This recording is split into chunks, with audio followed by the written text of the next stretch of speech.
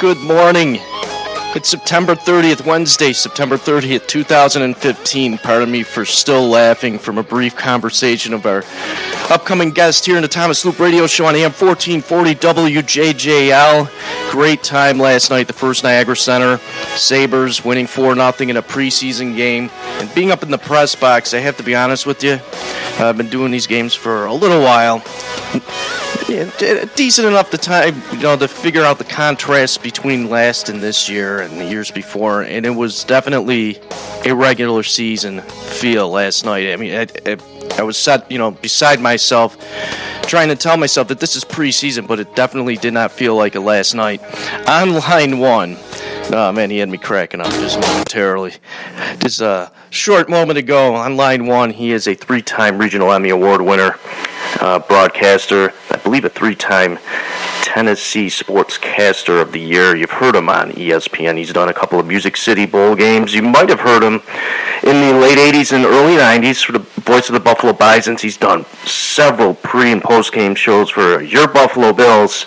And he's back here in Western New York, the play-by-play caller on radio for the Nashville Predators. It's Pete Weber. Pete, thank you very much for your time this morning. Well, thank you very much for inviting me, number one. And number two, boy, I feel old now. I really feel old. Well, I'm 40, so I'm turning the corner. You're going to have to give me a little preview of what that's like. Okay, I'll tell you what it's like. Okay. The day I turned 40, and this will set things up if people want to do the math, was there was a surprise birthday party my wife put on at our house in Kenmore. And all these people coming in, and here I am. I'm a little edgy because I'm preparing for what next day. I was doing the color at the time with Dan Miller and Ed Rutkowski. Oh, wow. For the AFC Championship game with the Los Angeles Raiders. That's amazing. And that proved to be, the day of I think, harmonic convergence for Buffalo Bills fans. I mean, 51-3 and then head to the Super Bowl the following week.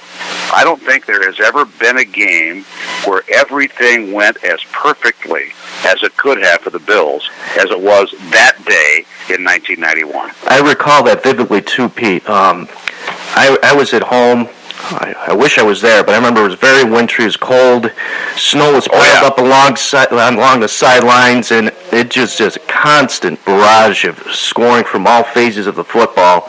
And I believe I was a senior in high school. Oh boy! There you go. The way those things stick with you, right, Tom? They do. Where were you when this was going on, and you were prepping for the Bills? What happens to be their first visit ever to the Super Bowl. You're versed in all sports, but one thing that I was briefed not too long ago is that you're somewhat a baseball historian. Is there any memories, any sort of vivid memories that you'd like to bring up on the air here? How long does this show go, Tom? It's about an hour, so. Okay, but we got it. I'll give you the time you need. It's cool. As a kid, I grew up a St. Louis Cardinals fan. Yeah. I grew up in West Central Illinois. And number one, I guess it was you never become a fan of a club for reason, but you sometimes become part of a club just because it's totally emotion.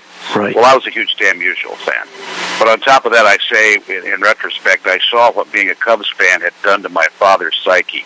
So I tried to avoid that as much as possible, since we were equidistant between Chicago and St. Louis. Right. And the reason I'm in this business now is because as a kid, I was just absolutely enthralled, captivated, going across the dial at night and discovering KMOX and listening to Harry Carey and Jack Buck do the Cardinals games on occasion with Joe Garagiola and with Jerry Gross. And those guys made me realize that, what they are doing, they're there every day, and some might describe it as a job, but it doesn't sound like they feel like they're at a job, like they're working at it. They're having fun with it, and that's what attracted me to this life to begin with.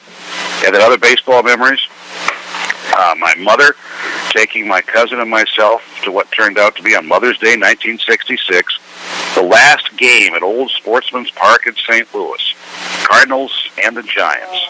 And as it turned out, I got a foul ball on the upper deck down the right field side off the bat of none other than Willie Howard Mays. Oh, wow. then, as we're walking out of the park, for a Cardinals fan, this was particularly of historical import. They make the announcement of the public address just before they start clearing the park away to build the Hoover Boys and Girls Club in St. Louis. And they announced the Cardinals would like to announce the acquisition of San Francisco first baseman Orlando Cepeda today for Ray Sadecki. And, of course, Cepeda comes on, and that was 66. The next year he's MVP of the league as he helped what he called then Albertos go on to win the National League Championship. That's great.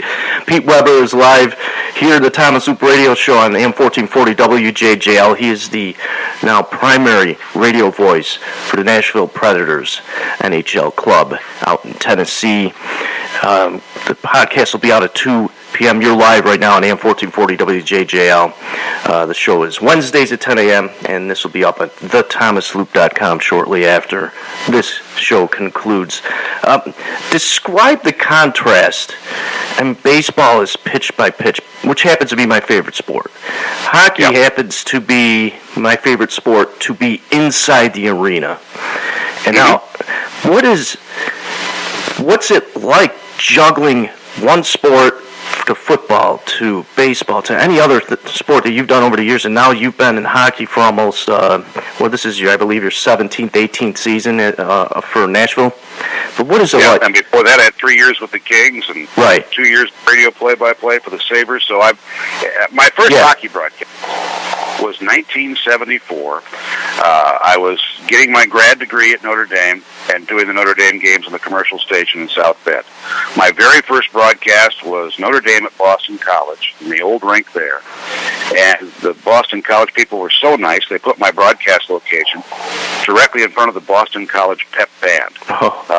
In a couple of years, I regained my hearing, but I'll never forget doing that. But, okay, balancing them all. I think the most important thing so that you can balance them is you have to have an intrinsic love of those games, and that I do. I mean, I was growing up in the Midwest, and going across the dial at night in the summers, hearing Harry Carey and Jack Buck out of St. Louis. But I'd also hear Vince Lloyd and Lou Boudreau and Jack Brickhouse out of Chicago on the Cubs. Right. You know, I'd hear Milo Hamilton backing up the old Sarge with the Chicago White Sox with Bob Elson. And the only thing that Milo was allowed to say then was, don't forget, White Sox tickets are available at Epstein's in Skokie. And then get the games out of Minnesota, Halsey Hall and those guys out of WCCO to get the very great Ernie Harwell off JR in Detroit, because they were all on 50,000 watt stations. And believe it or not, you know, it was nice to think that radio is still such a viable vehicle for all this. But then, what was I doing in the winter? I was listening, and I was totally taken into hockey by Lloyd Pettit, voice of the Chicago Blackhawks, variously on WMAQ and WCFL in Chicago. And then a little bit after that, as I was in high school, the St. Louis Blues started up. I didn't know that a 16-year broadcast partner would be playing on that team for me, Terry Crisp. Right. And the first voice of the Blues was Jack Buck. The first year, and I have some recordings of Jack calling Terry Crisp plays. But I also, right after that, Jack went back to baseball and doing the all at your service programs in KMOX, and they brought in this guy who wasn't too bad, Dan Kelly, who essentially was the voice of hockey in North America for 25, 30 years or so. So listening to those guys, I think, is really what drew me into the game, and in a way, subconsciously taught me how to do these games. Yeah. Football was the same on Sundays. I mean, it was Jack Buck, or rather Jack Brickhouse and Herb Cupson doing the Bears on Sunday. It was Joe Boland doing My Fighting Irish. It was Van and also going through all of that, and ultimately a guy I worked with too, Tony Roberts, doing Notre Dame on the Mutual Network. His name is Pete Weber. As he just forementioned, former play-by-play caller for your Buffalo Sabres out here in Western New York, Los Angeles Kings, current play-by-play radio announcer for the Nashville Predators. You recall him being a voice for several sports in the Western New York area, and he's been since down in Nashville. What is the atmosphere in Nashville as a sports town? I'm aware it's a collegiate town. I'm aware it's a football town, and I am more than aware that it is a music town. What is it? What is it like on a daily basis to delve into what you do with your craft and be able to? It was very interesting, Tom, because when I moved here in the fall of 1998, it was simultaneously, for the first time, they had two major league sports entities here. Right. The Houston Oilers had moved here, and they did not play in '97, but they played over in Memphis. They did not move. They moved to Nashville and played at Vanderbilt for a year in 1998 at Dudley Field, and then the Predators came in. So the Predators were the team actually born here. The Oilers/Titans were the ones that moved here.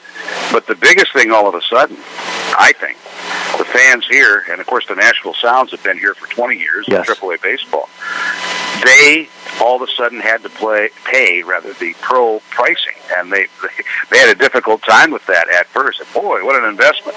As I think people in Buffalo take for granted. The hockey and football have been in Buffalo for so many years, and obviously baseball, 125 or so right now for Bison baseball. So it was almost like we were not only teaching hockey 101, but how to be a professional sports fan 101. I mean, it was all of a sudden the people in media that were here prior to my arrival had to change their mindset entirely. That it wasn't just worrying about the University of Tennessee, worrying about Vanderbilt, worrying about Belmont and Lipscomb. They had a lot more to cover, and they had a whole new world to cover. So I was part of all of that as we stepped in here in the fall of 1998. The fans, let me tell you the first game. Yeah. Here it was, October the 10th, 1998, Florida Panthers in town. Ultimately, the Predators get shut out by Kirk McLean. But what happens? Opening face-off. I've never seen this before, and obviously you have very few opportunities to see it. Maybe we'll have it soon in Las Vegas and with the return to Quebec City. But a standing ovation for the opening face-off? I mean, that's how excited people were to have Major League Sports in their town. That is remarkable. His name is Pete Weber. You're listening live here at WJJL 1440 AM, Niagara Falls, Buffalo, New York, the Thomas Loop Radio Show. TheThomasLoop.com is which you'll get this interview later on this afternoon. Going back to hockey, what, from your standpoint, and as non-biased as possible, and you've been outside the Buffalo sports arena for a little while, to have this question asked to you, what is the word down your way about the Sabres right now? Intense interest, wondering how quickly things can be turned around. And there are people other than myself here who were watching on satellite, watching Jack Eichel play on the college packages last year, knowing what a good talent that he is, and coming in and thinking that, hey, maybe GMTM didn't lose at all in that draft lottery drawing. They got a very good one. And they know. Now, there's another thing. There's a legacy there in Buffalo right now. Yes. David Legwand, the Predators' first ever draft choice. Where was that 1998 NHL draft held? It was held in Buffalo. Wow. That's where he was selected into the NHL, just behind Vinny LeCavalier. Went to Tampa Bay. And so they know that now we know one thing. David does not get his legacy number from Nashville. Number 11 is not going to work too well for him in Buffalo right now. Right, that is not unless he's Gilbert Perreault, Bob McAdoo, or Johnny Tavares. That's correct. His name is Pete Weber. Let's talk a little bit about baseball. What are your thoughts? The Pirates are, I don't know if you were calling the Bisons when they were a Pirates affiliate. I believe you were. Yeah. When I was with the Bisons, 83 the first year, right, and 80 second year were the Indians. 85 go to AAA with the movement of the team from Wichita. So 85 and 86 were the Chicago White Sox. 87 for the last year at War Memorial Stadium turned out to be the Indians. Made great friends then with Steve Swisher, who was the manager who came on in May. Yep. And I think we all know his son. I don't know how he survived. He and his little brother, Nick Swisher, and his brother would get down in three-point stances behind home plate in the tunnel at War Memorial, just crack heads. I mean, this probably should be the first study of concussions and how you recover from them. And here's Nick Swisher with his long major league career, now with the Atlanta Braves. And then 88 moved to the new ballpark, then Pilot Field, Rocky Bridges, and the Pittsburgh Pirates in town. And that's the way it was through 1994, which I thought was, that was one of the tougher years, 94, talking about doing a team that might lose almost twice as much as it won. Mm-hmm. Then the Indians began their great reign in Buffalo in 1995, and that turned out to be my last season of doing Bison baseball on radio. It was remarkable because going back to the Pirates, they're in yet another successive year in the playoffs, and that's what it was back then with such a great farm club to be able to see all those. Now some were going to be Hall of Famers soon, but see those players back then and currently now. I recall, and I know it's extremely rare, a left-handed catcher, Benny DiStefano, just because he was a left-handed catcher, and I haven't seen so much of that since in the sport of baseball. But going back, because I'm sort of like going off on a tangent, what are your thoughts on the Pirates' possibility of advancing into the divisionals? Finally. I really hope they do. Number one, my broadcast partner for 4 years on the Bisons is Greg Brown, who is the voice of the Pirates now. And after he left us and went back to Pittsburgh, because he came to us from Pittsburgh, where he had been in PR, worked on their cable telecast, and had been the backup Pirate Parrot, folks. The Pirate Parrot had to have a backup, and Greg sometimes put on those feathers and went about to the stands at Three River Stadium.